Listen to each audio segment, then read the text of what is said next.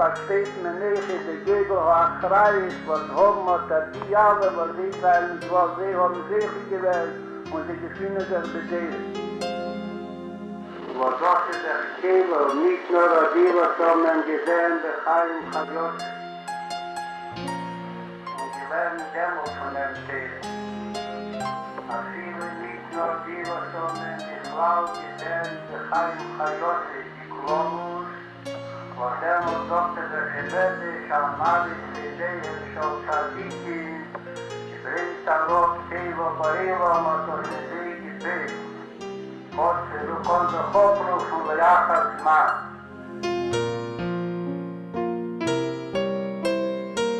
אפילו דיבו שאומר לי זכר גוון צודם בחיו עוד sein geboren geworden wo Jachri ist auf Kusri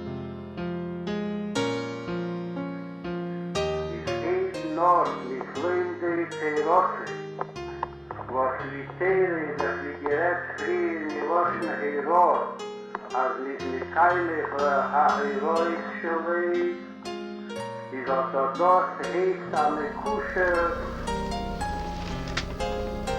Turm Ruf, was man halt gekommen in die Teirose, die Han Hogeso, וכל ההירואית, was Heroes Teirose, דוס ישולם לאפריטייני טרחנים רבים פונוסי הזה וכלי קדוש השמוך הזור הזמן של זה ברוקו לכל ערכות ביחד וכל נביסם והמצטרף להם מנפש ביד חודש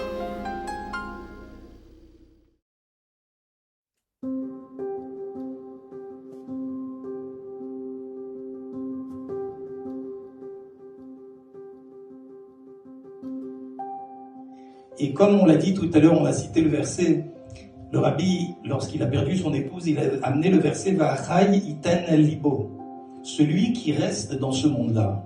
C'est-à-dire, lui, nous, on n'a pas compris notre mission, puisqu'on est encore là.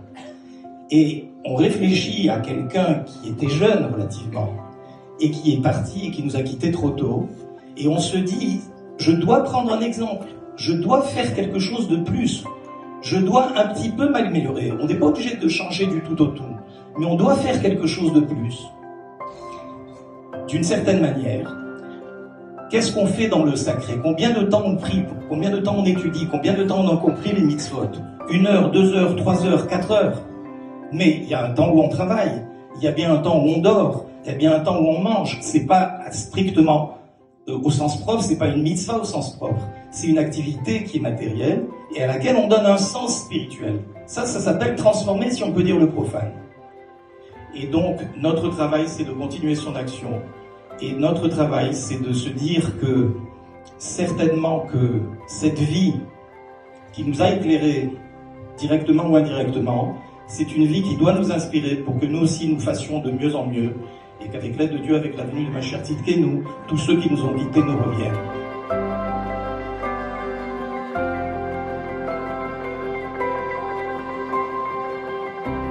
Mesdames et messieurs, bonsoir et merci de nous rejoindre pour ce programme exceptionnel en l'honneur de la date anniversaire du 3 Tammuz. Ce 12 juin 1994, 3 Tammuz, 5754.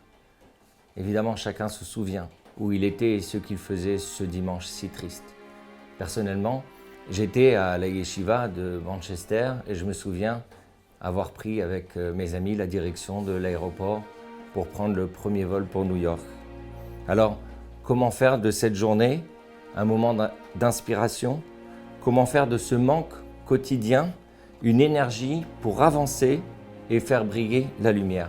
C'est précisément ce que nous allons essayer de faire tous ensemble ce soir. Tout d'abord, voilà un homme qui se demande encore pourquoi le rabbi voulait-il lui parler.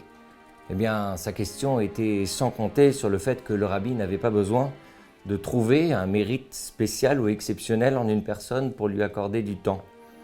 Il est vrai que, plus tard, cette personne jouera un rôle majeur dans la politique israélienne puisque, depuis 2014, il est le président d'Israël, ce qui lui donne le privilège de pouvoir observer l'immensité de l'héritage du rabbi, aussi bien en Israël que partout ailleurs dans le monde.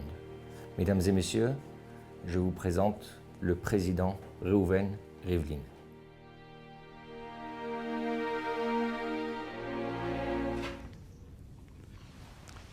לפני קרוב ל-40 שנה הייתה לי את הזכות להיכנס ליחידות אצל הרבי. הרבי קרא לי, וכשהרבי קורא באים, שכן המחצית הריבלינית שלי היא באה מהחסידים, בעוד שהמחצית האחרת מהמתנגדים, תלמידי הגאון ובני משפחתו.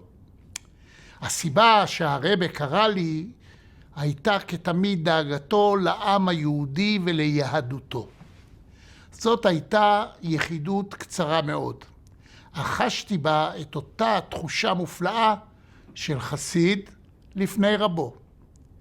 ייתכן שהיה זה בזכות סב סבי מצד אמי, הרב וחסיד אליהו יוסף ריבלין, שעלה ארצה לפני 170 שנה, והיה ממחדשי היישוב החבדי בחברון. אולי בזכות הייחוס היקר של משפחתי מצד אמי לאדמו"ר הזקן, ואולי בזכות המפגש וקשר המכתבים שהיה לרבי עם אבי מורי, הפרופסור יוסף יואל ריבלין, מתנגד אבל מעריך גדול ומעריץ גדול של הרבי. אינני יודע בדיוק מדוע, אך מהמפגש הזה אני זוכר בעיקר את החום המתוק שהרגשתי בעומדי לפני הרבי. את התחושה שאומנם אני נמצא בארץ רחוקה, אבל כן, אני כאילו בבית. אנחנו מציינים היום יחד כ"ו שנים להסתלקותו של הרבי. נדמה לי שאין דרך אחרת לגלות תוקף ונצחיות של מנהיג ומורה מאשר לבחון אותה בדורות שבאים לאחריו. יש היום דור שלם של יהודים שהם יהודים של הרבי, יהודים בזכות הרבי. שאו עיניכם וראו כמה העמיקה, צמחה וגדלה חסידות חב"ד. חסידי חב"ד ושלוחיה בארץ ובעולם מלאו את הארץ בפעלתנות ובמסירות, ובעיקר מתוך אהבה שאין לה די. גם בימי המגפה הקשה שפוקדת את העולם ופגעה קשות בחסידות, התעקשתם להמשיך ולהביא אור ושמחה. אין כמעט נקודה על מפת העולם שלא יימצא בה בית חב"ד, פתוח מכל עבריו, כאוהל אברהם אבינו, נכון לקבל במאור פנים ובחיבוק חם כל יהודי שמבקש לו מנוח מנדודיו, רגע של בית, חום ורוח, ובכולה מפעם את רוחו של הרבי, שכולה נתונה ללא לאות לשלומו ולגאולתו של עמנו. שמעתי ששאלו פעם את הרבי איך הוא לא מתעייף לעמוד כך ולקבל את פני אלפי ורבבות המתדפקים על דלתו, והרבי ענה, כשסופרים יהלומים לא מתעייפים. כשאני מתעייף, אני מזכיר לעצמי את האמירה הזאת. מי ייתן ותמשיכו לפעול מתוך אבותות אהבה שאין כמוה, ושליחות שאינה נפסקת לעולם, עד לגאולה השלמה. היו ברוכים מירושלים. Merci beaucoup, Monsieur le Président. L'image du Rabbi est sans doute celle d'un homme rassembleur, avec un regard d'amour et de bienveillance envers chacun et sans jugement. Peu importe votre ascendance ou votre éducation, il savait offrir à chacun une voie d'épanouissement et d'accomplissement personnel. Nous avons le privilège d'avoir avec nous ce soir une personnalité du judaïsme avec un parcours exceptionnel. Né à Casablanca, au Maroc, en 1948, il se considère comme l'élève de Rav Shlomo Matuzov, premier chaliar du Rabbi au Maroc et ami intime du Rav Yosef Yitzhak Matuzov, chaliar du Rabbi à Toulouse. En 2002, il devient le grand rabbin de Tel Aviv, puis en 2003, grand rabbin Rishon LeZion d'Israël et depuis 2013, il est grand rabbin de Jérusalem. Mes chers amis, j'ai l'honneur de donner la parole au Rishon LeZion, le Rav Shlomo Hama, à qui nous souhaitons Yarich Yamim al Mamlachto, Leorech Yamim, Beshanim Tovot.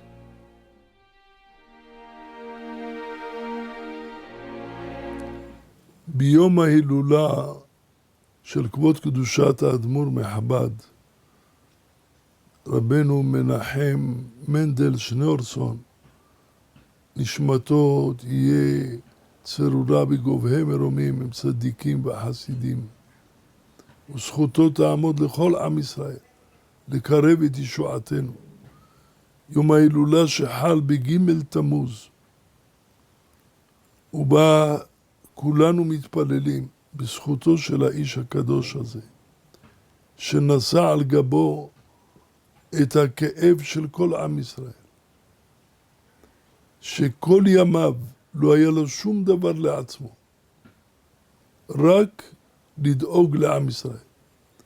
בכל פינות תבל, מזרח, מערב, צפון וים, המדינות הקרובות והרחוקות, ישב בבית שלו, בבית המדרש שלו, והנפש שלו הקיפה והכילה עולם ומלואו.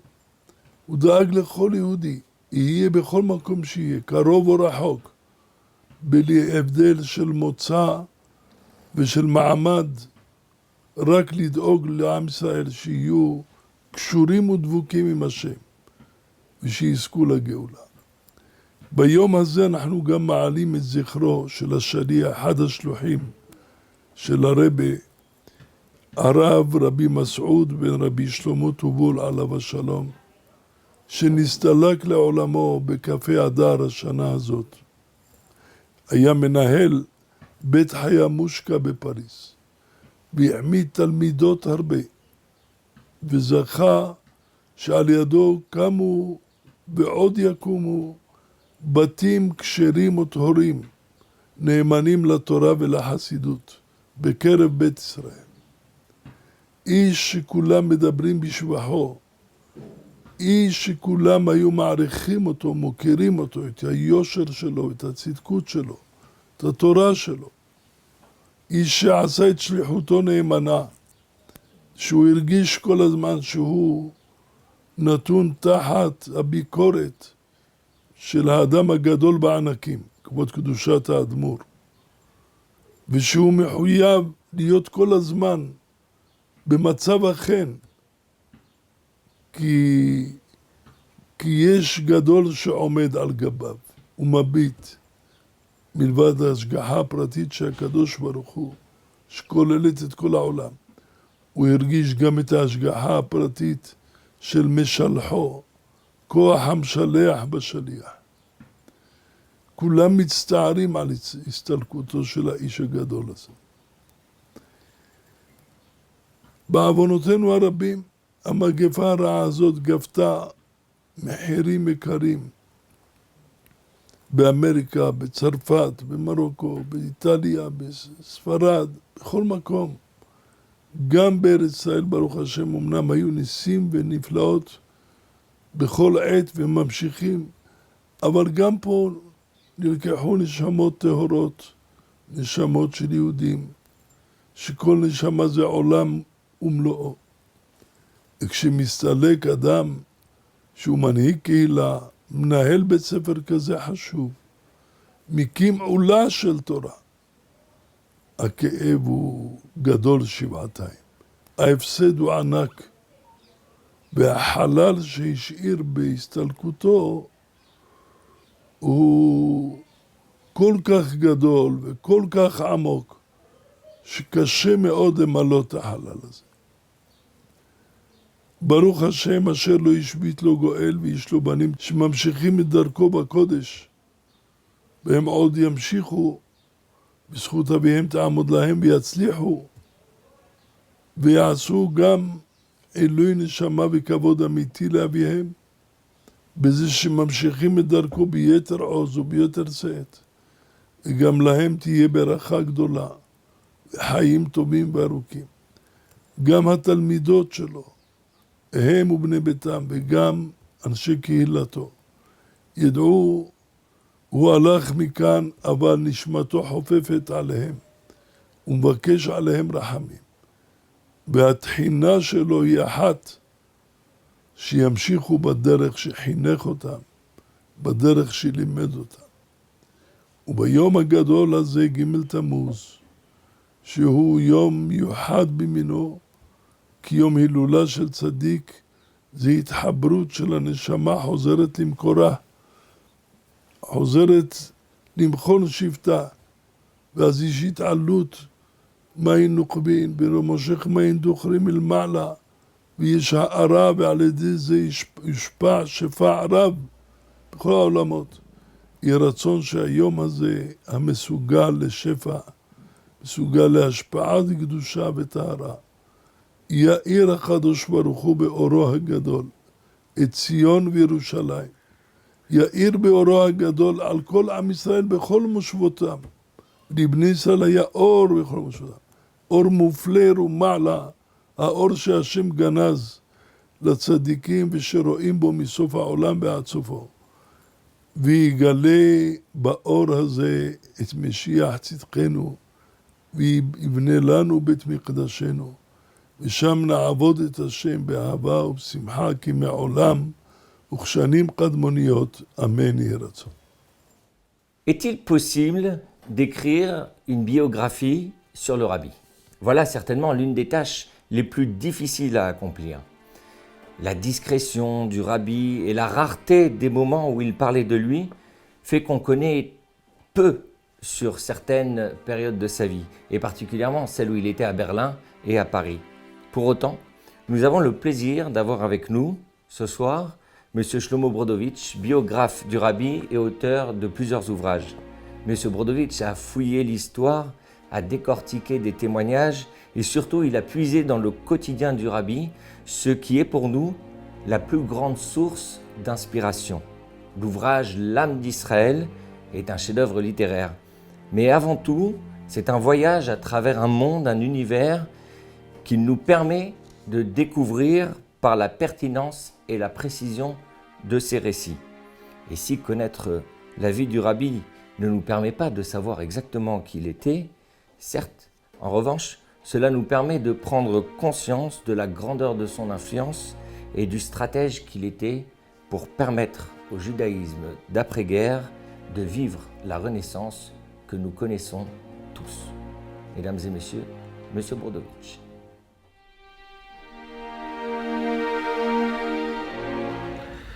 Bonjour, cette petite intervention est dédiée à la mémoire de Rav André Messaoud Toboul, alav shalom, qui fut pendant 40 ans à la tête des institutions Bet Hana. Et puisqu'il s'agit d'évoquer le rabbi dans le sillage et dans la perspective de Gimel Tammuz, et que le Rav André Messaoud Toboul, alav shalom, a consacré sa vie entière, c'est-à-dire près de 40 ans, à l'éducation juive, alors on va évoquer, si vous le voulez bien, le rabbi dans la perspective du grand éducateur et du grand pédagogue qu'il a été pour le peuple juif, en particulier pendant la période où qu'il a été pendant plus de 40 ans et qu'il est toujours aujourd'hui, mais en particulier pendant la période où il est apparu au peuple juif. Nous savons que dans la tradition juive, le mot éducation, le concept d'éducation est traduit par le mot chinour. La notion d'éducation telle qu'elle accourt dans le monde environnant, dans le monde profane, dans la culture profane, se décline en deux volets. Il y a ce qu'on appelle l'instruction, qui consiste à édifier les connaissances des enfants, des jeunes, pour qu'ils puissent acquérir un parcours social digne et gagner leur vie en fonction des connaissances à différents niveaux qu'ils acquièrent. Et puis il y a un volet qui s'appelle l'éducation et qui consiste en l'édification des traits de caractère des enfants et des adolescents et qui forgeront la personnalité des enfants durant toute leur vie en tant qu'adultes. Ça implique que d'abord l'instruction revient aux établissements scolaires, aux professeurs, alors que l'éducation en principe revient aux parents et à la famille. Et ça implique que l'univers de l'enfant est en quelque sorte cloisonné. Au plan scolaire, il y a l'acquisition de connaissances et on demande à l'enfant d'être un bon élève et de respecter la discipline. Et au plan de l'éducation, eh bien, on lui demande d'être poli, d'être propre, d'être quelqu'un de digne. Il va de soi que ce cloisonnement, c'est une grande erreur.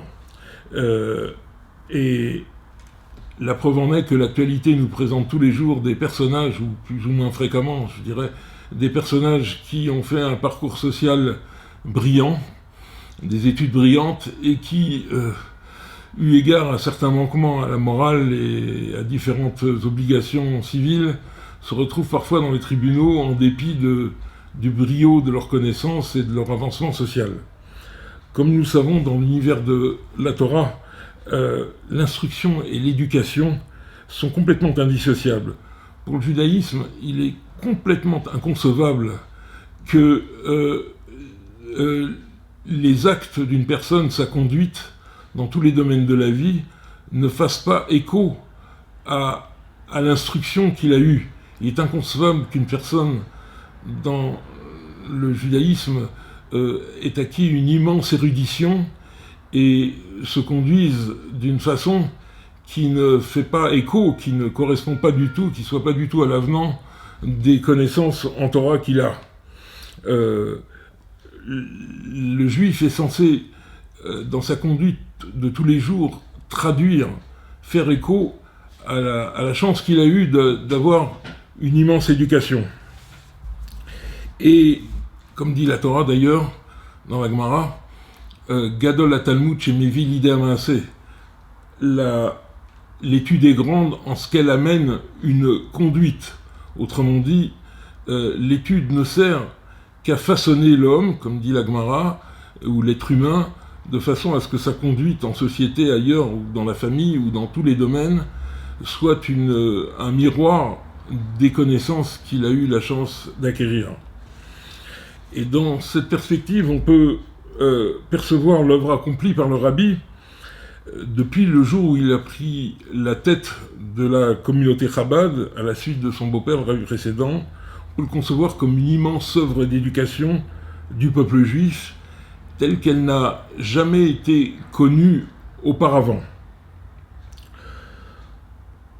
Autrement dit, le Rabbi fut un immense pédagogue, encore que le mot pédagogue est très réducteur quand on évoque la personne du Rabbi, parce que la pédagogie, dans l'étymologie du mot, s'adresse essentiellement aux jeunes, aux enfants qu'on désire édifier, alors que pour le Rabbi, le chinour ne se déclinait pas uniquement au cours des années d'enfance, mais le chinour, c'était une vocation, une tâche, un défi qui couvrait la vie entière à travers tous les âges de la vie d'une personne.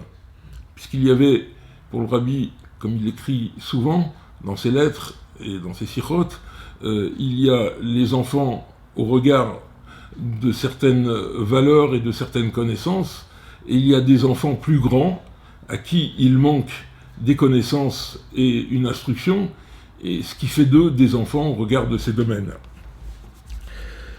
Le Rabbi également a toujours mentionné, et ça tout le monde l'a souvent entendu, chaque fois qu'il mentionnait la Torah, il ajoutait Torah Traim, une Torah de vie.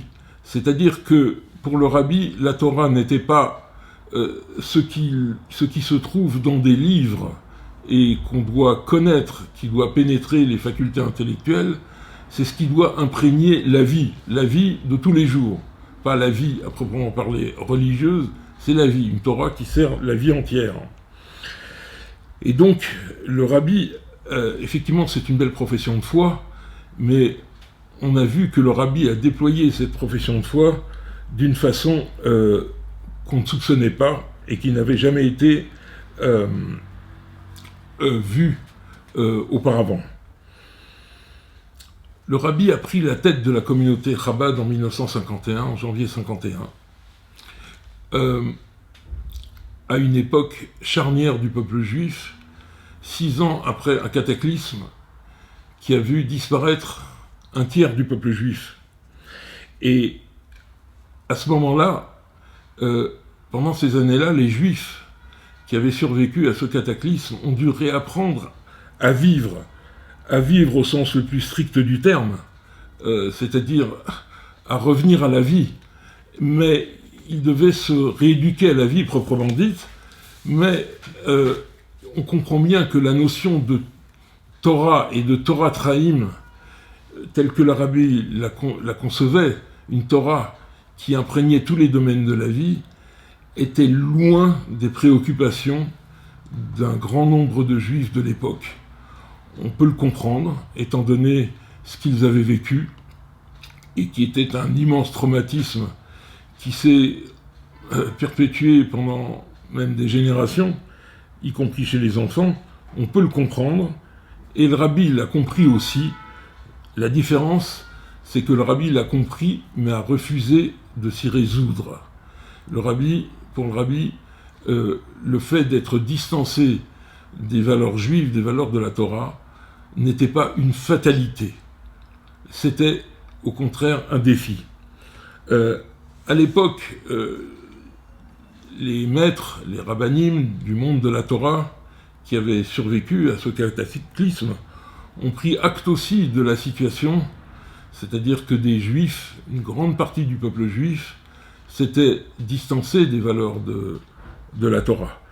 Et ils ont préféré, préserver jalousement le judaïsme qui avait survécu et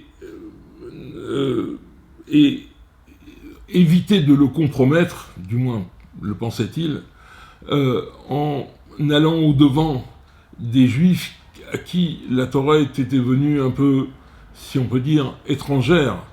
Ils pensaient que le fait de se porter à leur rencontre et de comme disent les Américains, socialiser, je ne connais pas le terme français pour ça, mais de se rapprocher d'eux constitue un danger pour les valeurs qui avaient survécu à ce cataclysme. On connaît d'ailleurs, c'est une attitude qui a prévalu malheureusement de nombreuses années. On connaît cet épisode d'un admour qui a visité le rabbi, un admour d'Eretz Israël très connu, à qui le rabbi a demandé « Que faites-vous pour les jeunes en Israël qui tombent dans des dérives comme la délinquance, la toxicomanie, voire pire encore ?» Et le admour lui a répondu « Chez nos enfants, ça n'arrive pas. » Alors le rabbi lui a répondu « Mais est-ce que les autres enfants juifs ne sont pas aussi nos enfants ?» Vous savez, il y a un célèbre écrivain français qui s'appelle Antoine de Saint-Exupéry, qui a écrit un livre qui s'appelle Terre des Hommes. Et juste une parenthèse, dans ce livre, il écrit avoir vu des enfants très pauvres qui croupissaient dans la misère sordide et qui apparemment n'avaient aucune chance d'en sortir. Et il a eu cette expression qui est devenue classique en France, en les voyant, il a écrit « Ces enfants, c'est Mozart qu'on assassine ». Autrement dit, il voulait dire que si ces enfants étaient pris en main comme ils ont le droit de l'être, et qu'ils étaient réhabilités, et qu'ils avaient droit à une éducation à laquelle a droit tout enfant, eh bien ils deviendraient des personnes comme Mozart, dont certains disent que c'était un des cerveaux les plus puissants de l'histoire. Et le véritable pédagogue, c'est une personne qui sait révéler les ressources d'un élève, qui sont peut-être pas apparentes, mais qui sont enfouies en lui.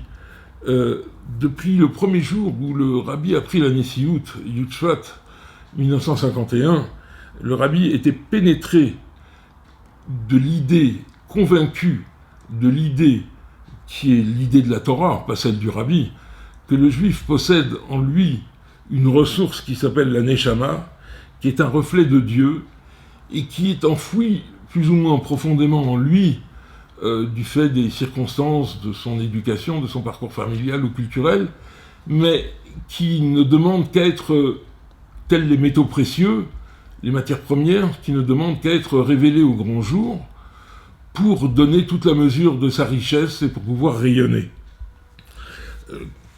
Quand un professeur constate qu'un élève est très faible et qu'il le relègue au fond de la classe pour ne se consacrer qu'aux élèves qui sont doués pour une telle ou telle matière, alors c'est peut-être un professeur, mais il ne répond pas à sa vocation, à la vocation qui est la sienne, qui est d'être un pédagogue et d'éveiller, qui consiste à éveiller dans l'élève des ressources qui peut-être ne sont pas apparentes, mais qui sont bien là.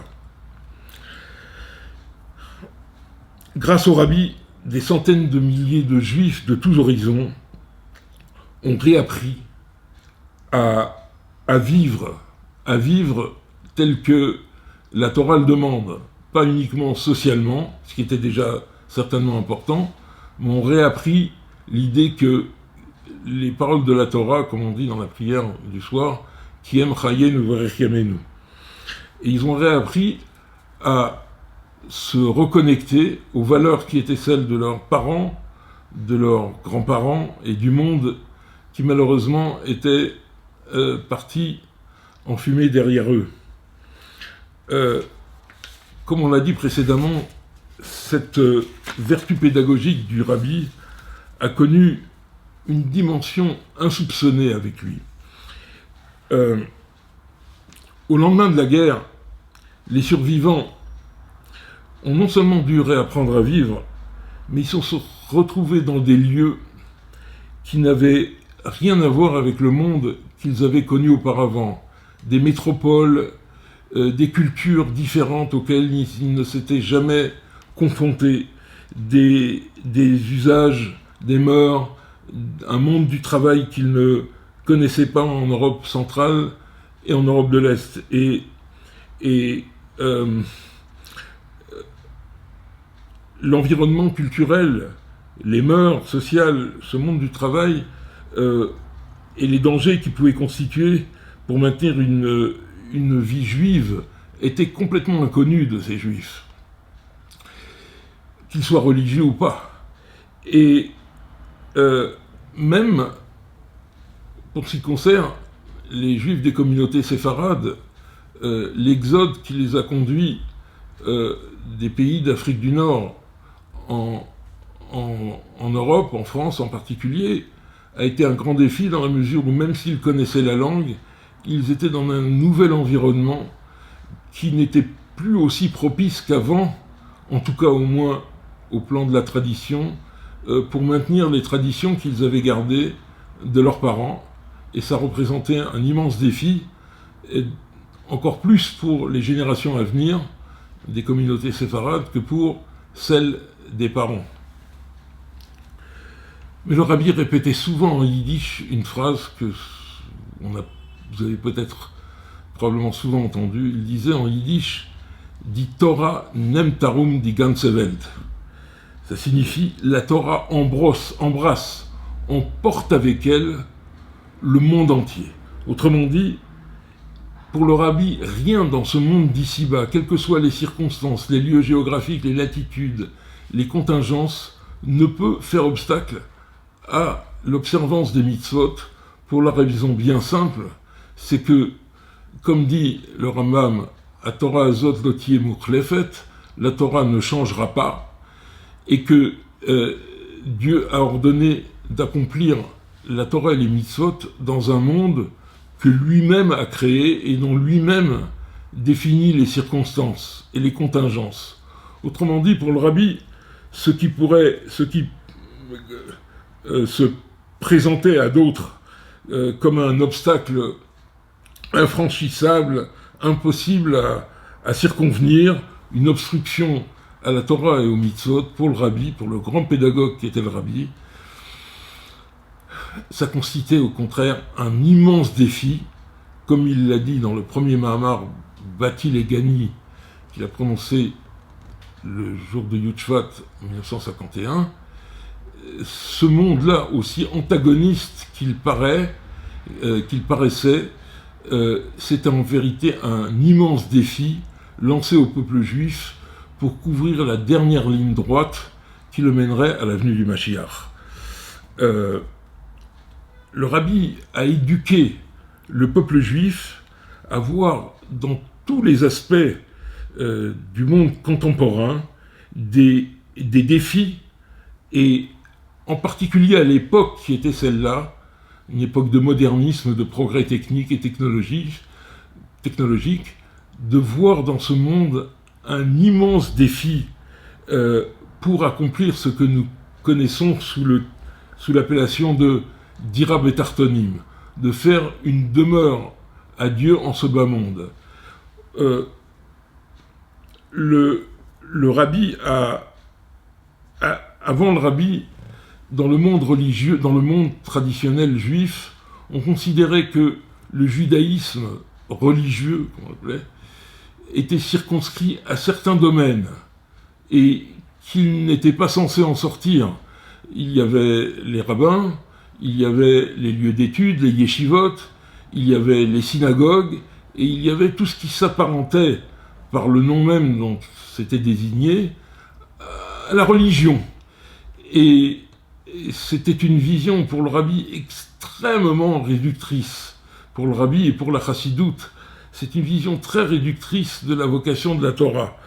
Le rabbi a éduqué le monde juif à l'idée que la Torah peut s'épanouir partout, en toutes circonstances, et qu'on peut en faire usage avec tous les outils du monde moderne que l'époque a permis de créer et forger, que tous ces outils peuvent contribuer à la gloire de Dieu sur terre.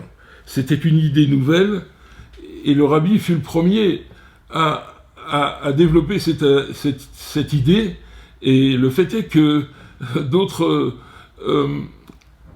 courants du judaïsme religieux orthodoxe ont pris ce train en marche, mais il fallait que le rabbi donne le coup d'envoi, en quelque sorte, de la rencontre. On peut voir que le rabbi a éduqué le monde à percevoir la vie d'une autre façon, à percevoir la vie comme le lieu où dans toutes circonstances la Torah et le judaïsme peuvent s'épanouir. C'est ce qui a motivé, le rabbi a expliqué ainsi à des rabbanim qui initialement ne comprenaient pas cette initiative d'aller au-devant des juifs non pratiquants, et les a convaincus pour beaucoup que c'était un véritable défi et que ça rentrait dans la Avodat Hashem. Et on peut voir que le rabbi a été consulté par une palette, un horizon de juifs que personne n'avait auparavant rencontré. Il y a eu des hommes de science, des personnalités politiques, des artistes, des écrivains, des acteurs, des humoristes, des peintres. Toutes ces personnes ont, grâce au rabbi, ont perçu leur univers propre, c'est-à-dire l'univers dans lequel ils évoluaient, comme un outil pour épanouir l'âme juive au sens que lui donne la Torah, les ressources de la Neshamat Elokit, de l'âme divine. Et que chacun pouvait contribuer, y compris dans son métier, à la gloire de Dieu sur terre, à constituer, à créer ce qu'on appelle Dira Betartonim, une demeure à Dieu en ce monde. Il y a un épisode, vous savez que le rabbi a connu un épisode cardiaque difficile lors de Shmini Atzeret en 1977, Tafshin Lametret, et il a été soigné par plusieurs cardiologues, dont le docteur Ira Weiss, qui était un grand cardiologue de Chicago. Et le docteur Ira Weiss a amené un jour un de ses collègues, qui s'appelait le docteur Doros, qui était d'une ville du Wisconsin, qui s'appelle Milwaukee, l'a amené à un Farmringen Vahadout du rabbi. Et à l'issue du Farbrengen, le rabbi est revenu dans son bureau et le docteur Irabais a procédé à un examen cardiaque du rabbi pour voir si tout allait bien. Et le docteur Doros attendait à l'extérieur. Et le docteur Irabais a demandé au rabbi si le docteur Doros pouvait entrer dans sa pièce et s'entretenir avec lui. Le rabbi a accepté. Et lorsque le docteur Doros était dans son bureau, le rabbi lui a dit vous savez, en tant que cardiologue, votre devoir n'est pas seulement de vous occuper des personnes en mauvaise santé, mais aussi des personnes qui sont en bonne santé. Le cardiologue a manifesté un peu de stupéfaction et il a dit mais est-ce que vous voulez que je rende le monde parfait ? Alors le rabbi, en souriant, lui a dit non, rendre le monde parfait, ce sera du devoir, ce sera la vocation du Mashiach. Mais il a dit, si une personne ne peut pas, il a dit, chaque personne doit contribuer à l'amélioration de la vie de ses semblables. Et il lui a dit, si un profane ne peut pas améliorer ce que le Tout-Puissant a créé, et si un médecin ne peut pas améliorer ce que le Tout-Puissant a fait dans ce monde-là, alors pourquoi sommes-nous dans ce monde ? Autrement dit, le rabbi a étendu chez ce médecin sa vocation de soigner des personnes pour lui dire, pour lui insuffler cette pédagogie, lui inspirer cette pédagogie, que chaque être humain, quel que soit son domaine d'activité, d'évolution, pouvait faire quelque chose pour une autre personne, même si ça ne relevait pas directement de ses attributions que lui confère, des prérogatives que lui confère son métier. Je voudrais raconter encore un dernier épisode pour conclure. Il a été raconté par un rave du Canada qui s'appelle le Dr Yitzhak Bloch, qui est un juif très pieux et qui est professeur de philosophie dans une université de l'Ontario au Canada et qui, pendant 2 ans, dans les années 50, a étudié au 770 chez le rabbi. Et il enseignait à l'époque le Tanya dans une institution connue à New York qui s'appelait le Brooklyn College. Et au Brooklyn College, il y avait une institution qui était nationale qui s'appelait la Hillel Foundation, qui permettait aux élèves juifs d'acquérir des connaissances de Torah. Et il enseignait aux élèves qui étaient apparentés à cette Hillel Foundation. Le directeur du groupe de Hillel Foundation au Brooklyn College était un homme très ami du rabbi et de Chabad. Et donc, lorsque le docteur Yitzhak Bloch lui a demandé s'il pouvait emmener quelques élèves pour obtenir une iridoute chez le rabbi, il a donné son accord avec joie. Donc, le docteur Yitzhak Bloch a emmené une 35 élèves chez le rabbi pour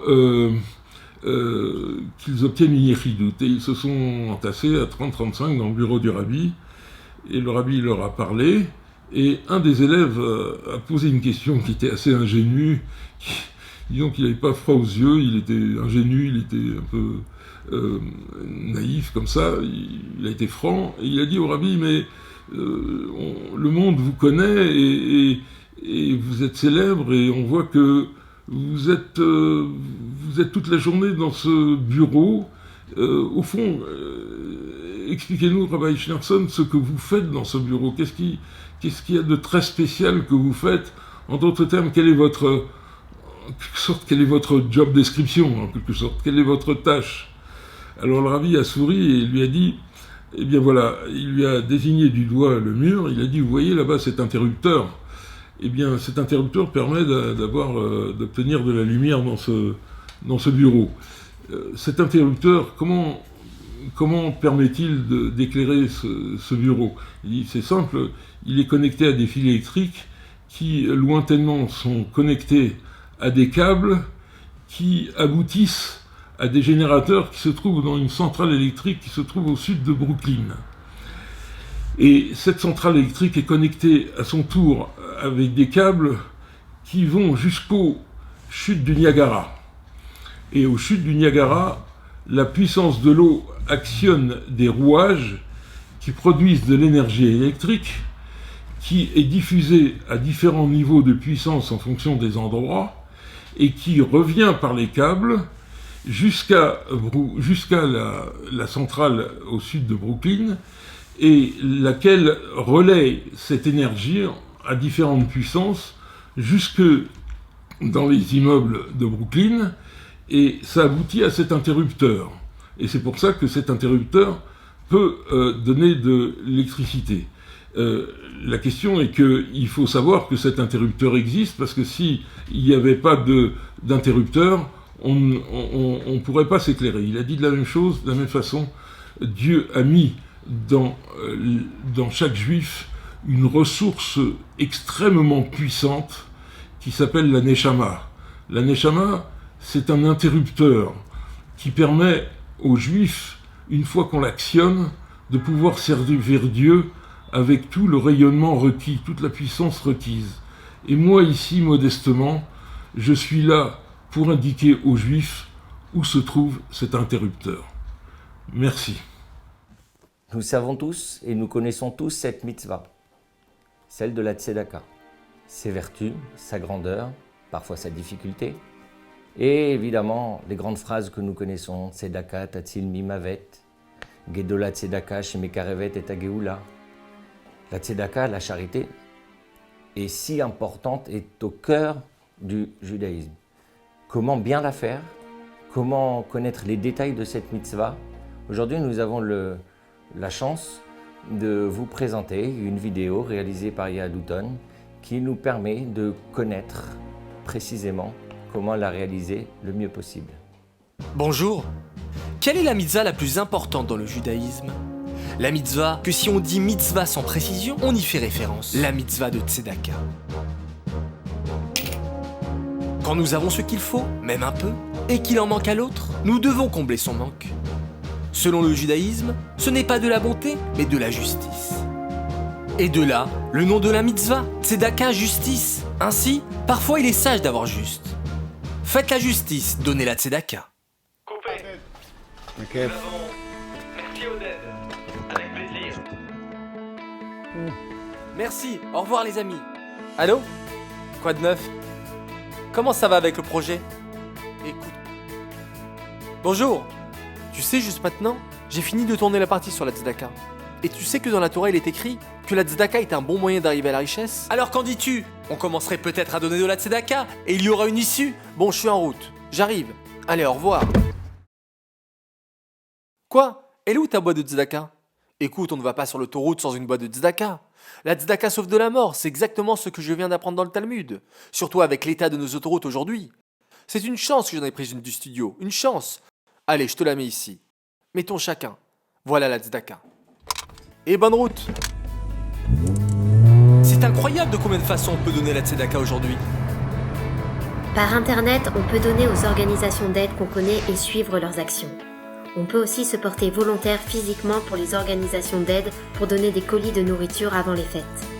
Il y en a qui font attention de donner le maaser, le 10e à la tzedaka, c'est-à-dire 1 euro sur chaque 10 euros du salaire. C'est une jolie coutume. C'est bien de placer la boîte de tzedaka dans un endroit central de la maison. Et comme cela, elle se transforme en maison tournée entièrement vers le don et la justice. On peut mettre ça dans la vidéo?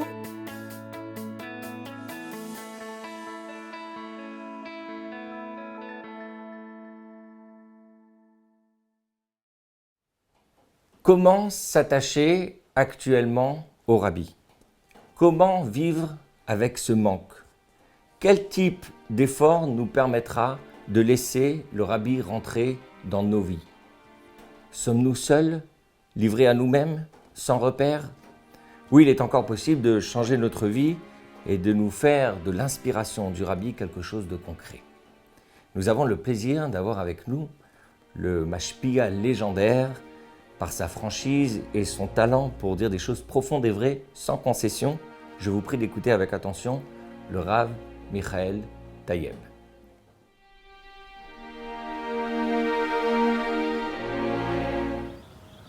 Bonjour à tous. Alors tout d'abord, il faut dire que tous les Dvar Torah qu'on va dire, Ils sont pour la Ilui Nishmat de notre ami qui nous manque beaucoup, Harav Mesaoud Ben Shlomo, de Mishpachat Toboul, Amechanech Hadagoul, qui a eu le mérite de mettre sur pied des centaines et des milliers d'élèves qui ont après mis en place des maisons juives et qui aujourd'hui doivent leurs valeurs juives qui leur ont été inculquées dans cet établissement-là, dont le Rav Toboul était le directeur pendant plusieurs années. Le Rebbe, il explique que lorsqu'une chose est vraie, alors elle reste toujours vraie. Le Talmud de Jérusalem dit que le mot Emet, alors il est composé de 3 lettres. Le Aleph qui est la première lettre de l'alphabet juif, le Mem qui est celle du milieu, et le Tav qui est la dernière. Pour dire que le Emet, c'est toujours le Emet. Une chose qui est mensonge aujourd'hui, alors ça veut dire qu'elle était mensonge hier.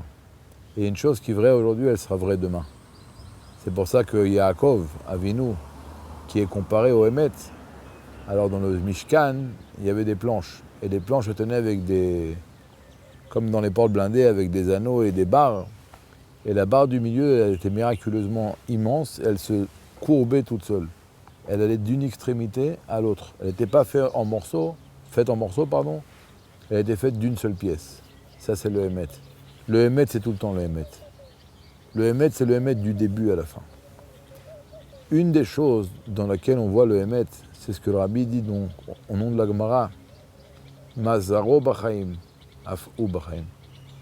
Lorsqu'on voit une descendance qui continue à perpétuer et à vivre au présent le message qu'un homme a donné lorsqu'il était vivant, alors ça, c'est une preuve que cet homme-là, il n'est pas mort, il vit encore.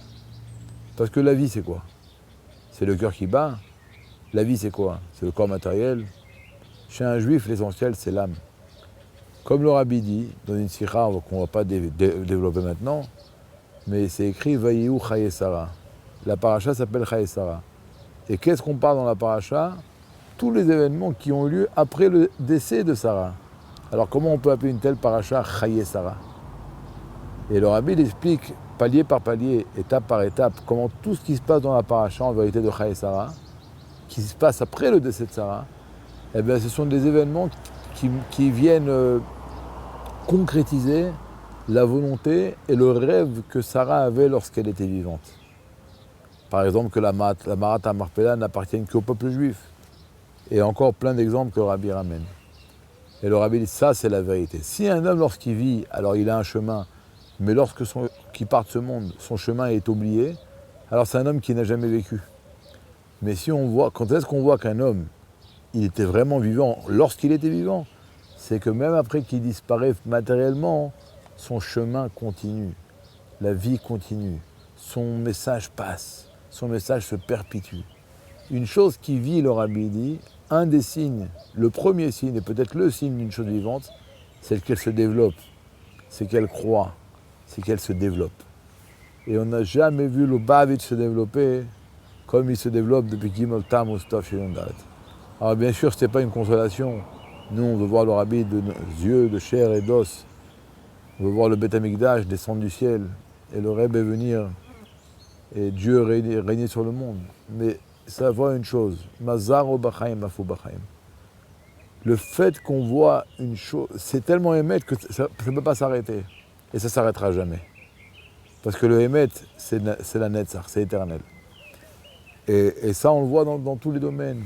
Par exemple, lorsqu'il y avait Gimel Tammuz, il y avait dans Torah Menachem 2 ou 3 ou 4 volumes. Aujourd'hui, Borchem, il y a 69 volumes. Et tous les mamarim qui sortent, et toutes les semaines des nouveaux dévoilements, et les réchimos du Rebbe, et des lettres du Rebbe. Le Rebbe, comme on dit, il jette la chassidoute, berov chutzas. Comme on dit, le Melech, pour gagner la guerre, mais Basbez, il donne tous les trésors qui étaient cachés de génération en génération, il vient et il les donne. Et donc c'est pour ça qu'on trouve Gimel Tammuz, 26 ans. 26 ans, c'est très long, et ça épuise énormément. Mais on a 2 solutions, comment réagir à la situation. Prendre panique, ou alors ne pas prendre panique. Maintenant, ce n'est pas en se faisant un folklore qu'on ne va pas prendre panique. Mais au contraire, c'est en regardant la situation avec un œil objectif. quand on voit comment le Lubavitch se développe, que de semaine en semaine, les stands de tefillin, ils redoublent. Et les enfants, vous savez, une fois j'étais dans le train, à Kfar Chabad, sur la route de Tel Aviv, il y avait des petites filles juives de 12-13 ans qui étaient en train de tourner dans le train, en train de distribuer des bougies. Et ça, quand on voit ça, qu'est-ce qu'on dit? Mazar o Bachaim Afou Bachaim. Des petites filles qui n'ont jamais vu le Rebbe. Mais ils ont réussi à le Rebbe rentrer dans leur cœur, à un tel point que le vendredi, au lieu de se reposer à la maison, ils prennent leurs jambes, ils vont proposer à des femmes juives d'allumer les bougies, à des filles juives d'allumer. Et pareil pour les petits bachourim. Ils viennent au miftoïm avec leur chapeau et leur veste. Ils restent des heures debout. Et on rentre, ils apprennent les mamarim par cœur. Et ça, c'est une chose qui dépasse l'entendement humain. Mazar Bachaim Afou Bachaim. Et quand que Rebbe, une fois on lui a demandé, ou lui-même il a demandé, où est-ce que Dieu se trouve? Et il a répondu une phrase. Il a répondu, Dieu se trouve là où on le laisse rentrer. Le Rabbi, il est là où on le laisse rentrer. Le Rabbi, il est partout. Mais est-ce que nous, on lui fait une place? Est-ce que nous, on le laisse pénétrer dans notre vie? Mais pas seulement dans notre vie à la choule, au Beth Midrash. Est-ce qu'on laisse le Rebbe pénétrer dans notre vie lorsqu'on mange, lorsqu'on dort, lorsqu'on fait du business, qu'on vit avec lui, on a constamment son visage devant nos yeux? Il faut réveiller un sentiment d'amour pour le Rebbe. Le Rebbe dans Yom Yom, il écrit que le fil conducteur qui va attacher le Rebbe avec les Chassidim, et les Chassidim entre eux-mêmes, c'est le fil conducteur de l'amour.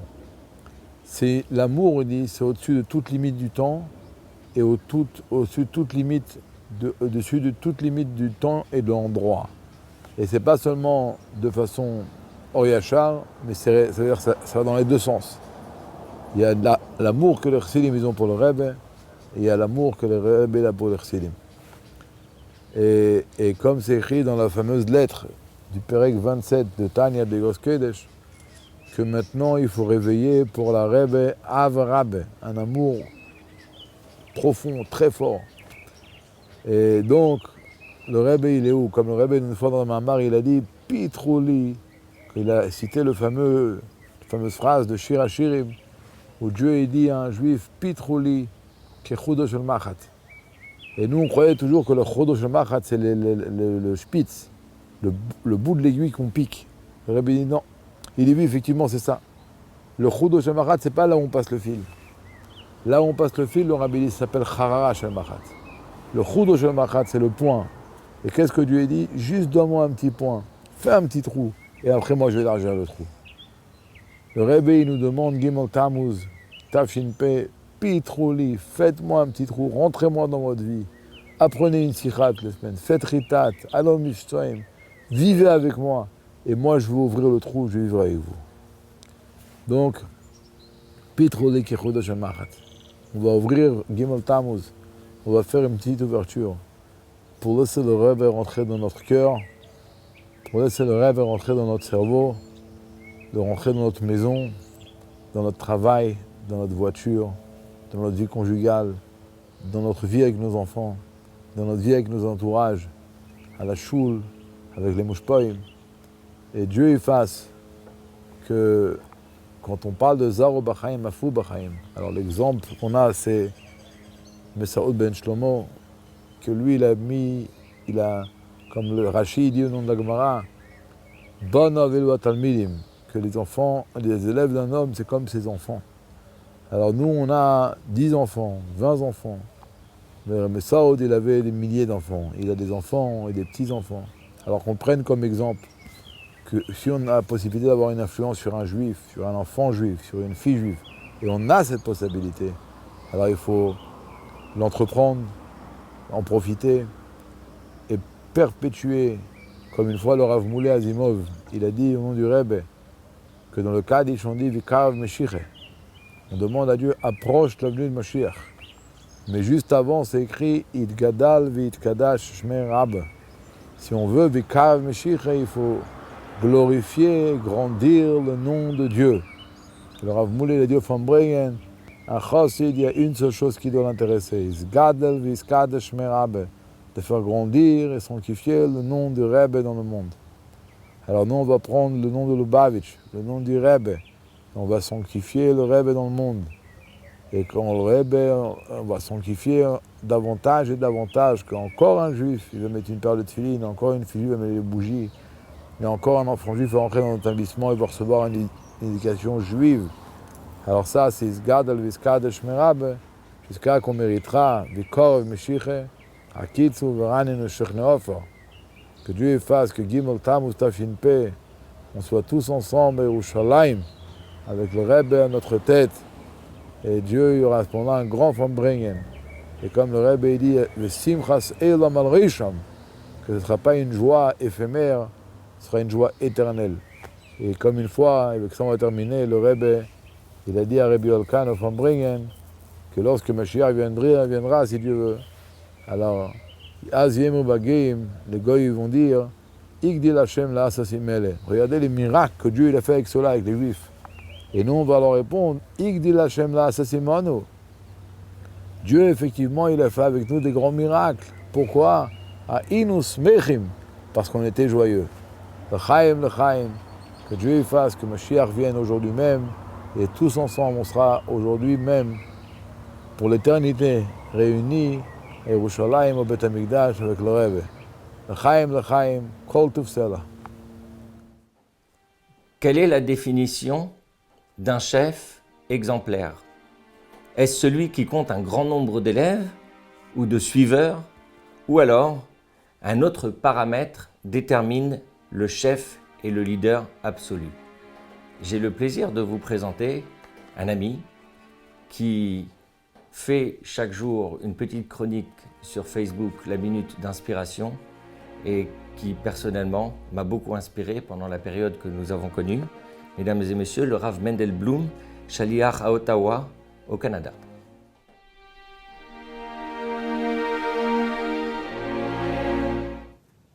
C'est un grand honneur pour moi de participer ce soir dans cette soirée en préparation pour Gimel Tammuz, mais aussi parce que ce soir, c'est une soirée qui est dédiée à la mémoire de Mesod Ben Shlomo, Rav Touboul, que nous connaissions bien comme André Touboul. J'ai eu l'honneur et le privilège de connaître André Touboul comme un enfant. Je me rappelle quand j'étais tout jeune, quand il est venu de Marseille, quand il est arrivé à Paris de Marseille, il était encore un bachour, c'était encore un jeune homme. Il venait prier au local. Et pour moi, c'était la première fois que j'ai vu un bachour qui vraiment était... qui était très excité quand on recevait un likut ou un mamar, quand on recevait une nouvelle sikha, un nouveau mamar. En ce temps-là, quand lui il était bachour, il n'y avait pas encore le fax, donc quand on recevait un mamar ou une sikha, c'était quelques semaines après. Mais de la façon de comment il étudiait les sikhot, je me rappelle que comme un enfant, ça a vraiment laissé ça m'a marqué, on pouvait vraiment voir comment quelqu'un qui a vraiment intégré les enseignements du Rabbi dans sa personnalité, que ça faisait partie de qui il était. J'ai aussi eu le privilège de prier avec lui après qu'il s'est marié et qu'il est devenu responsable du local. Donc on a prié pour beaucoup d'années ensemble. Et puis, Rav Touboul avait beaucoup de qualités, mais je pense que ce soir, vraiment le focus de ce soir, c'est sur Gimel Tammuz. Donc je voudrais parler sur sa Hitkashrut. C'était très clair quand je me rappelle quand le local a acheté la première machine de fax. La première fois qu'on pouvait recevoir le Likut, la sikha que le Rabbi corrigeait tous les jeudis soirs, on la recevait vendredi. Il y avait une certaine simcha, une certaine joie quand il avait l'occasion d'étudier la Torah du Rabbi, d'étudier les sikhot qui venaient. Cette joie et cet enthousiasme qu'il avait avec l'étude de la Torah du Rabbi, les sikhot et les mamarim, c'est pas seulement une joie qui était avant Gimel Tammuz. Après Gimel Tammuz, j'ai eu l'occasion de passer beaucoup de Shabbatot à Paris au local en visitant mes parents. On a passé quelques Farbrengen ensemble. C'était très clair que Masoud Touboul a vraiment intégré les enseignements du Rabbi dans sa personnalité. Et je voudrais parler de ça ce soir parce que quand on se réunit avant Gimel Tammuz et on essaye de se renforcer dans notre hitkashrut, dans notre attachement au Rabbi. Les Rebbeim, ils nous ont dit que la hitkashrut, le Rabbi il écrit ça dans Yom Yom, que la hitkashrut au Rabbi c'est par étudier ses sikhot et ses ma'amarim. C'est la façon dans laquelle on s'attache au Rabbi, on reste mekouchar, on reste attaché au Rabbi. Et Rav Touboul, André Touboul, c'était très clair que son attachement, c'était dans la Torah du Rabbi. Quand il répétait une sikha après la lecture de la Torah au local, c'était très clair qu'il avait... il savait comment intégrer les enseignements du Rabbi dans sa vie à lui et comment les enseigner aux autres. Quelques semaines avant que la Rebbetzin ait nifteret, avant que la Rebbetzin nous a quittés, il y avait un Farbrengen Parshat Beshalach, c'était Tafshin Memchet. Et le Rabbi, dans ce Farbrengen, dans cette réunion, a dit qu'il va commencer à répondre moins aux questions individuelles. Et ce que le Rabbi a dit, c'est que ça fait des dizaines d'années qu'il a donné des sikhot, des ma'amarim, il a fait des discours, il a donné des conseils. Et donc, il a donné assez de matériel pour que les gens pourraient trouver les réponses et les solutions à leurs questions. C'est intéressant que ça, c'était juste quelques jours avant Chav Beis Shvat, avant que le Rebbetzin nous a quittés. Mais le Rabbi, à ce Farbrengen-là, a parlé d'une discussion qu'on trouve dans la Gemara de Sota. La Gemara nous parle de l'histoire quand les Juifs sont sortis d'Égypte et ils sont passés la mer Rouge. Et ils ont chanté le chant, ils ont chanté la Shira. Il y a une discussion, comme le Passouk qui nous dit « Az yashir Moshe uvnei Israël » que Moshe et les Juifs ont chanté. La question, elle est pourquoi le Passouk nous dit que Moshe a chanté. Moshe, il fait partie du peuple. Donc le Passouk nous aurait pu dire que le peuple juif ont chanté. Pourquoi Moshe a été mentionné séparément du peuple? Et la réponse est que Moshe avait un rôle de premier plan dans la chanson. Il avait un rôle dans la composition de la chanson, il avait aussi un rôle dans la livraison de la chanson. Et la Gemara dans Sota nous donne trois opinions. L'opinion de Rabbi Akiva, c'est que Moshe a composé la chanson de Az Yashir, et le peuple juif ont seulement répondu Ashira l'Hashem. Donc Moshe était celui qui disait chaque pasuk, chaque verset, mais le peuple juif ne répondait seulement Ashira l'Hashem, nous allons chanter vers Dieu. Rabbi Eliezer, il dit différemment. Rabbi Eliezer, il dit que Moshe chanta tous les versets et le peuple juif a répété chaque verset. Moshe disait les mots, le peuple juif répétait. Mais la Gemara nous donne une troisième opinion, et ça c'est l'opinion de Rav Nechemia.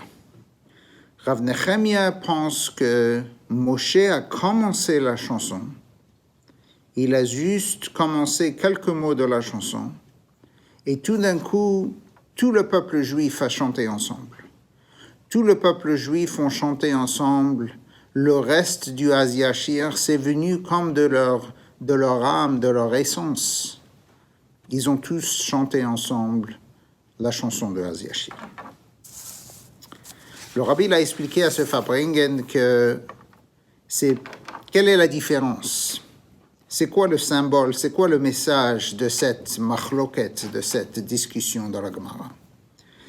Et vraiment, quand on pense un peu plus profond, quand on s'approfondit dans cette discussion, on réalise que leur discussion, c'est vraiment au sujet d'un leader, d'un chef, d'un nasi. Un nasi, il peut inspirer son peuple de différentes façons. Un nasi peut inspirer son peuple, un professeur, un leader. Il peut inspirer son peuple ou d'une façon que son peuple est juste soumis à lui, ou il peut les inspirer d'une façon qu'ils sont des suivants, donc ils peuvent répéter ce que le professeur dit. Un vrai nasi, c'est celui qui peut créer des autres dirigeants. Un vrai dirigeant, c'est celui qui crée des autres dirigeants. Rabbi Akiva pense que Moshe, il a inspiré la génération de se soumettre et de transcender leur individualité à l'identité collective du peuple juif. Et pour cela, Rabbi Akiva pense que Moshe était celui qui a chanté, et le peuple juif a juste répondu, ils se sont soumis, ils ont répondu à Shiral Hashem, nous allons chanter vers Dieu. Rabbi Eliezer, il dit non, que c'est pas assez, l'inspiration, c'est pas assez. Cette inspiration, elle peut partir, et donc cette inspiration ne va pas rester pour un long moment. Et pour cela, il dit que le peuple juif ont répété. Ils ont répété ce que Moshe a chanté, chaque verset. Moshe chantait et eux, ils répétaient. C'est-à-dire que le peuple, c'est devenu des disciples, c'est devenu des élèves de Moshe.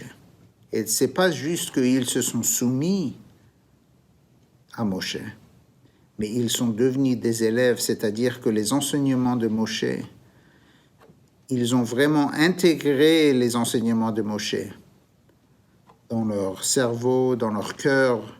C'est devenu une partie de qui ils sont. Mais on a l'opinion de Rav Nechemia.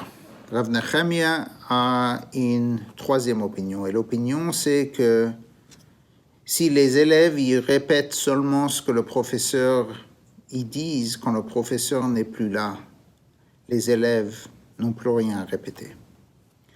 Et donc Rav Nechemia, il pense que Moshe, c'était un nasi. C'était un dirigeant qui a créé d'autres dirigeants.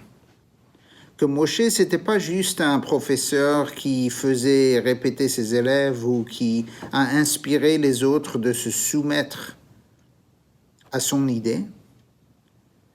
Moshe, c'était un dirigeant qui a créé, qui a enseigné les enseignements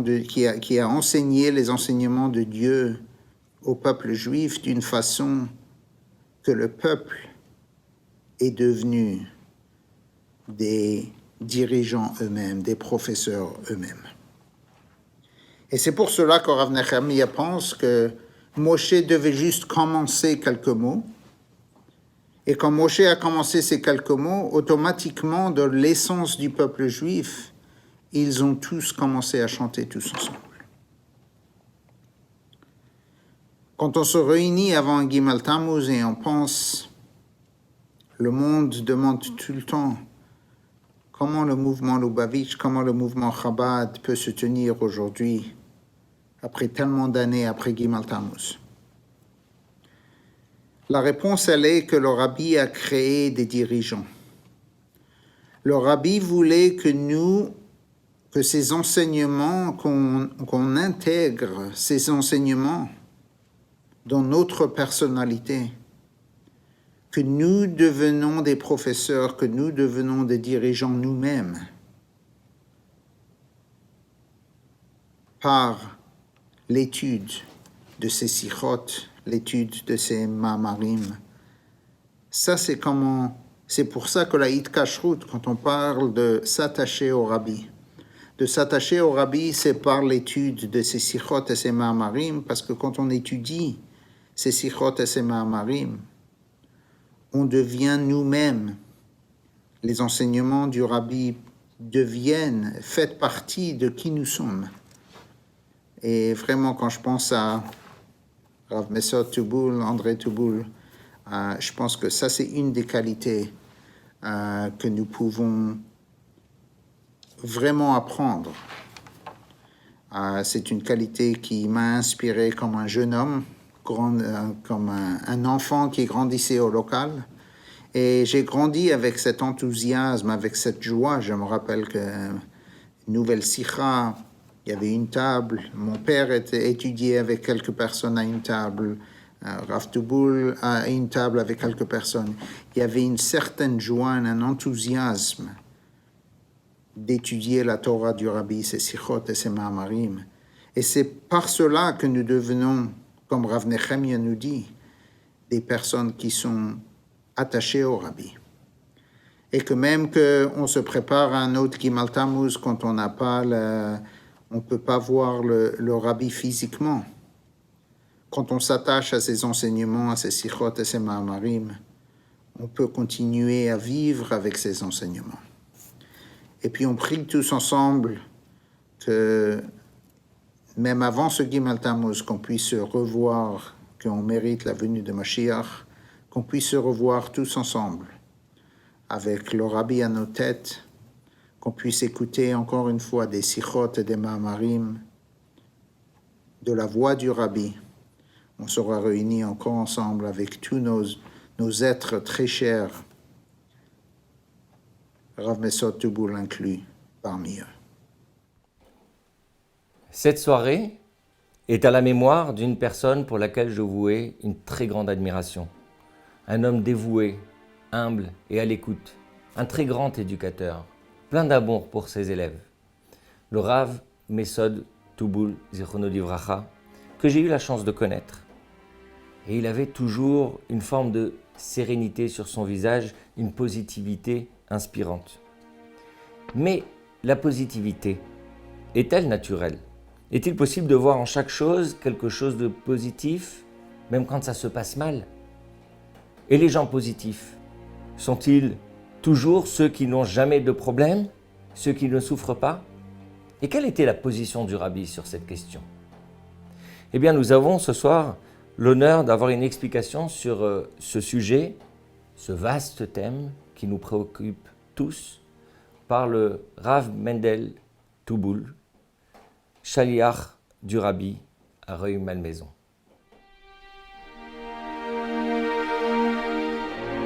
Bonsoir. Nous sommes quelques jours avant Gimel Tammuz, le jour de la Hiloula du Rabbi. Cette date n'est pas celle d'une simple commémoration. Elle est celle à la fois d'un approfondissement et d'une élévation. L'approfondissement concerne chacun, car le 3 Tammuz est un de ces instants privilégiés où l'on peut se retourner vers soi-même et réfléchir à ce que l'on a accompli et à ce qui reste à accomplir. L'élévation, car en ce jour, comme l'enseignent nos sages, la Neshama, l'âme du Baal Haïloula, du Rabbi, s'élève et entraîne avec elle tous ceux qui veulent s'attacher à lui. Hier, dans les synagogues, nous avons lu dans la Torah le récit des explorateurs qui furent envoyés par Moshe. Et cette semaine, la Torah nous relate l'épisode de la révolte de Korach et son assemblée. À travers ces deux récits, on remarque comment deux personnes peuvent vivre une même expérience de vie, mais en tirer des conclusions très différentes. chacun en fonction de sa perception et de sa vision du monde. Ainsi, la Torah relate l'histoire des 12 chefs de tribus que Moshe envoya pour explorer la terre de Canaan, qui va devenir plus tard la terre d'Israël. À leur retour, ils sont appelés à rendre compte de leur mission au peuple tout entier. 10 de ces espions rapportent que le pays est habité par des géants et des guerriers invincibles, alors que Yehoshua et Caleb ont un rapport radicalement opposé. Pour eux, la terre peut être conquise comme Dieu l'a promis. Les explorateurs s'exclamèrent « Ki chazak hu mimenu » car il, le peuple habitant en terre de Canaan, est plus fort que nous. Rashi souligne le mot mimenu qui veut dire que nous et l'interprète différemment. Il explique que les explorateurs dirent, s'il est permis de s'exprimer ainsi à l'égard de Dieu, ils sont plus forts que lui, que Dieu lui-même. En d'autres termes, non seulement les explorateurs avaient perdu confiance en eux-mêmes, mais ils avaient également perdu leur foi en Dieu. Alors que Yehoshua et Caleb, eux, restèrent fidèles à leur foi, ils s'exclamèrent face à leurs collègues « Alona alev yarashnu ota » montons et prenons-en possession. Rashi explique montons, même au ciel, même si Dieu nous demandait de faire des échelles et de monter, nous réussirons. Nous réussirons tout ce qu'il nous demande de faire. Voici 2 groupes de personnes chargées d'une tâche identique, mais qui à la fin arrivent à des conclusions totalement opposées. L'un d'eux revient avec un rapport élogieux sur une terre où coule le lait et le miel, facilement accessible, facilement conquérable, alors que pour le second groupe, cette conquête est perdue d'avance et est tout simplement impossible, impossible même pour Dieu. Rashi explique dans son commentaire que les explorateurs sont partis accomplir leur mission avec les mêmes intentions qu'ils eurent à leur retour. De même que leur intention était mauvaise à leur retour, elle l'était à leur départ. On voit clairement que les 10 explorateurs, dès le départ, n'étaient pas impartiaux, neutres. Ils avaient déjà un point de vue bien précis de leur mission. Et d'ailleurs, Yehoshua et Caleb aussi n'étaient pas neutres. Avant leur départ, Moshe ajoute au nom de Hoshea la lettre Yud, faisant référence à la première lettre du nom de Dieu, pour que Dieu lui vienne en aide et qu'il ne tombe pas dans le piège et la faute des explorateurs. Et Caleb aussi, nous disent les sages. Lui ira prier sur la tombe des patriarches à Hebron, à Hébron. Il fut le premier de l'histoire à aller se recueillir sur la tombe d'un tzaddik.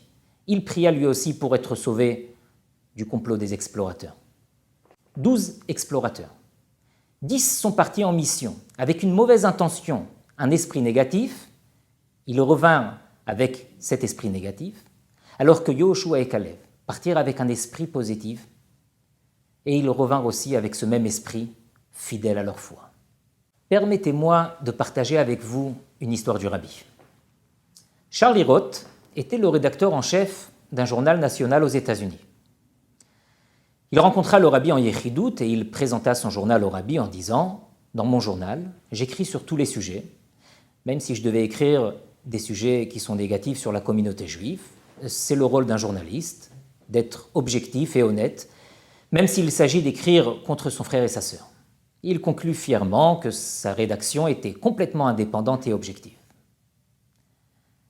Le rabbi lui répondit et lui dit « Indépendante, peut-être, mais objective, c'est pas possible. Il est humainement impossible d'être complètement objectif. Nous avons tous un vécu avec des préférences ou des convictions qu'il nous est difficile de mettre de côté. Le rabbi a offert au monde juif un immense cadeau, celui de regarder le monde sous un angle positif. Ce n'était pas un détail dans l'action du rabbi, c'est l'essence à partir de laquelle dérive sa vision du monde, de l'humanité, de l'histoire, de sa résilience pour faire face à l'adversité et de sa théologie. La vision du monde du rabbi était imprégnée de l'idée que ce monde que Dieu a créé possède le potentiel de refléter pleinement l'infinie bonté et la perfection de son Créateur. Le rabbi citait souvent le grand sage juif Maïmonide, qui il y a plus de 800 ans avait dit « Une seule action, un seul mot, même une seule pensée a le pouvoir de faire pencher la balance universelle et d'apporter ainsi la rédemption au monde. » Le rabbi a expliqué cela ainsi. Parce que la nature fondamentale de notre monde est parfaite et bonne, chacune de nos bonnes actions est réelle et durable, tandis que chaque chose négative n'est rien d'autre que cela même, un phénomène négatif, un vide qui attend d'être dissipé. D'où la fréquente comparaison du mal et du bien aux ténèbres et à la lumière. L'obscurité, aussi sinistre et intimidante soit-elle, n'est que l'absence de lumière. La lumière n'a pas besoin de combattre et de vaincre l'obscurité pour la supplanter. Là où la lumière est, l'obscurité n'est pas. Une petite lumière peut donc repousser un océan de ténèbres. Aussi sombre que le monde puisse nous paraître, une action unique peut y faire jaillir la lumière. Un professeur vint un jour se plaindre au rabbi. Il était déçu de son entourage, prétendant que les hommes peuvent sembler être gentils et même exprimer parfois une certaine compassion, mais qu'en fait, en creusant, il se rend compte de plus en plus que tous, au fond, étaient égocentriques et ne s'intéressent qu'à eux-mêmes. « Pourquoi la nature humaine est faite ainsi ?» demanda-t-il au rabbi. Le rabbi lui répondit par une parabole. Quand vous marchez dans la rue semble élégante, attrayante, avec de belles maisons, de beaux arbres, des routes pavées. Mais si vous prenez une pelle et que vous creusez sous cette façade, vous découvrirez alors un sol plein de poussière et de terre. Puis le rabbi continua. Mais si vous continuez à creuser encore plus profond, vous finirez par découvrir des pierres précieuses et des diamants. La Torah dit que l'homme a été créé à l'image de Dieu. C'est donc en creusant avec persévérance qu'on pourra trouver le divin en chacun. Le Talmud nous enseigne, au sein du peuple juif, même ceux qui fautent sont en réalité gorgés de mitzvot, comme une grenade est pleine de graines. Cet enseignement fut évoqué lors d'un entretien entre le rabbi et le rabbin d'une certaine communauté, et ce dernier dit au rabbi « J'avoue ne pas comprendre comment peut-on dire que des mécréants sont pleins de mitzvot comme une grenade est pleine de graines. » Le visage du rabbi pâlit, et le rabbi lui répondit « J'ai également étudié ce passage, mais moi, c'est la question inverse qui me préoccupe. Comment peut-on qualifier ces juifs pleins de mitzvot de fauteurs ?» Voici deux approches très différentes. Très souvent, ce que nous voyons dépend principalement de ce que nous recherchons. La différence de point de vue entre le rabbi et ce rabbin ne portait pas sur la quantité de mitzvot. C'était une question essentielle. Nous avons tous des points forts et des points faibles. Nous trébuchons de temps en temps. La question est de savoir ce qui définit notre essence et ce qui est superficiel.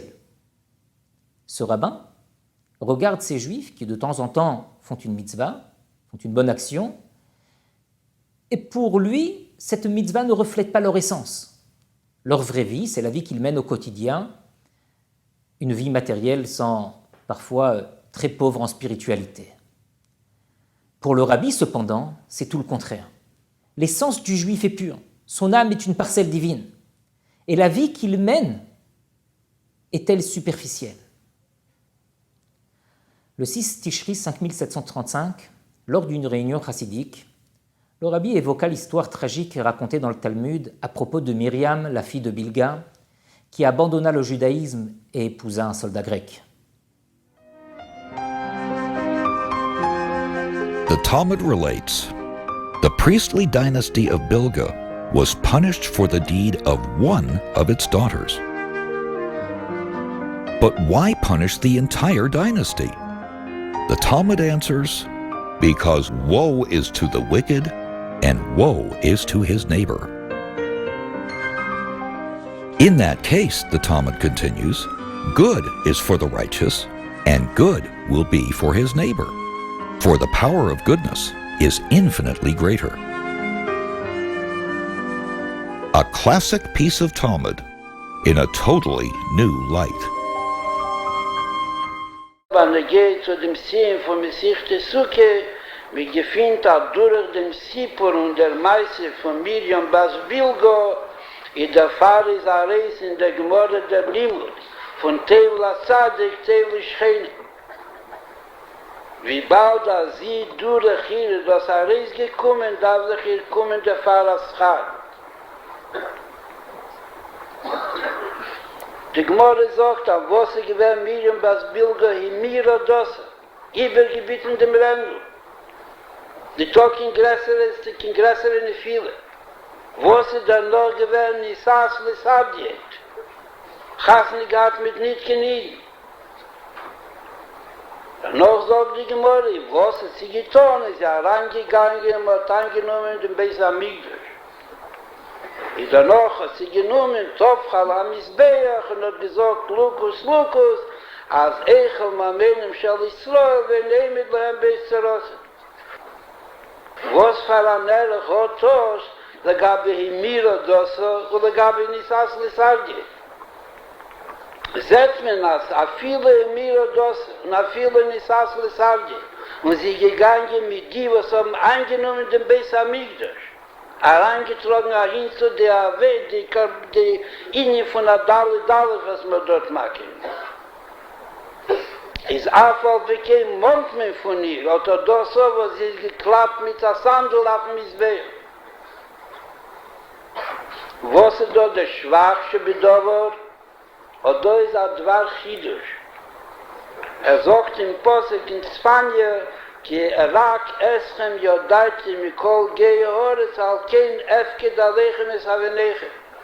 Und das, was man wohnt bei Ayiden, für was tut an Aveir und hat der Pfarrer nicht, ist das Mitzad Chavive Shalei. Mitzad Achibe ist eine Gehe der Mebischen, für was tut nichts, wie sie wach zu sein. Rachman al-Islam hat sich auch geschnitten von Kolo Inyonim. Sagt mir, nee, wo auch geschnitten, was auch geschnitten, dass er mehr nicht Bechizeni ist. Seht mir nach, viele in Asami, Maime du Matzeb, von Hemiro Dosso, wenn es Asli Sadi, und gegangen mit den Goyen, was ein gegangen in Beis Hamikdash. Versteht sich, dass nie gewesen in der Nefen Schotare. Allah es kam bei ihm. Was hat ihr gehabt, für was hat der Mizbeach nicht mögen auf Ayiden? Und da sagt man, was ein jüdisch Kind ist, nicht Asli Sadi. Der Sadi, was hat Milchome gehalten mit ihnen und hat angenommen Jerusalem, hat angenommen der Beis Hamikdash, angenommen den Mizbeach. Und sie geht mit ihm mit als ein Sami, was ein Scheich ist. Schaut danach, aber sie der Zett, was tut sich mit der zweiten Nieden, schreit sie, Lukus, Lukus, für was hältst du nicht Nieden?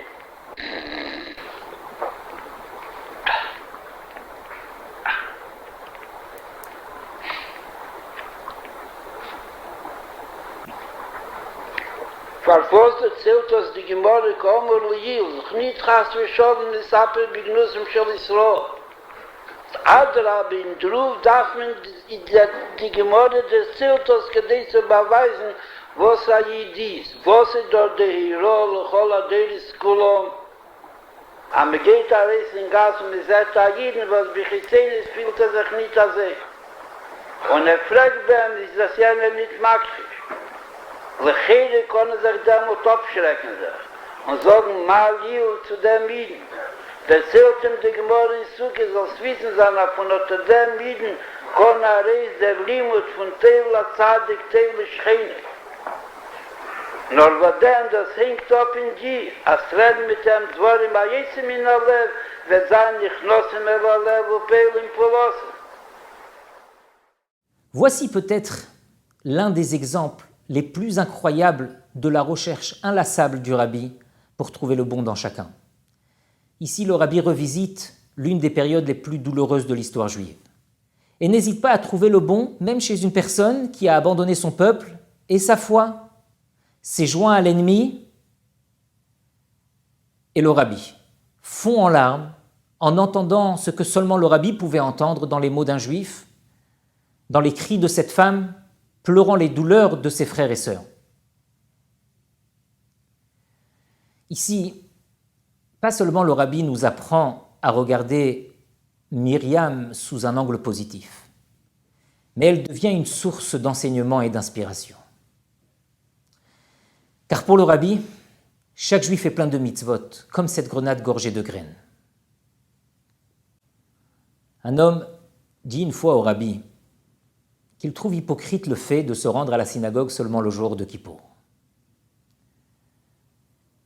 Le rabbi lui répondit qu'étant donné que l'endroit naturel d'un juif se trouve à la synagogue, alors c'est quand on ne s'y rend pas qu'on peut paraître hypocrite.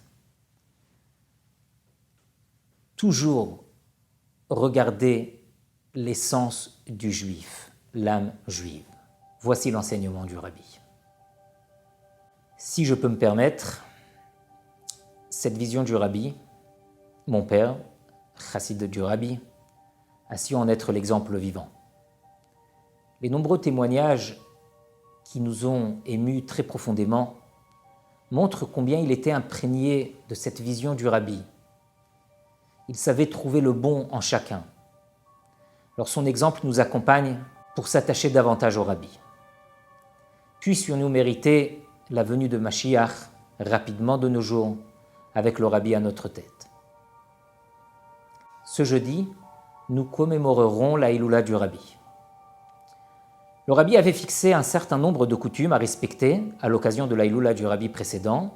Ce sont ces mêmes coutumes qui ont été reprises pour le 3 Tammuz et vous pourrez les retrouver plus tard aussi sur le site torahtimes.fr. Je vais citer quelques-unes. Le rabbi demanda d'allumer une bougie de 24 heures depuis la veille de la Hiloula, donc depuis ce mercredi soir. Pendant chacune des 3 prières du jour, allumez à la synagogue 5 bougies devant l'officiant. Le matin de la Hiloula, donnez de la tzedaka au nom de chacun des membres de sa famille pour une institution du rabbi. Aussi, consacrez un moment dans la journée pour parler du rabbi, de sa grande Ahavat Israël, à sa famille et à son entourage. Étudiez les chapitres de Mishnayot correspondant aux lettres qui constituent le nom du rabbi. Vous pourrez les télécharger aussi sur le site torahtimes.fr. Ce jour-là, il faudra le consacrer pour étudier les enseignements du rabbi. Et rédiger un pidyon nefesh, une lettre de demande de bénédiction, en y précisant son prénom et le prénom de sa mère, qui sera lu sur l'OL du rabbi, que vous pourrez aussi faire sur torahtimes.fr.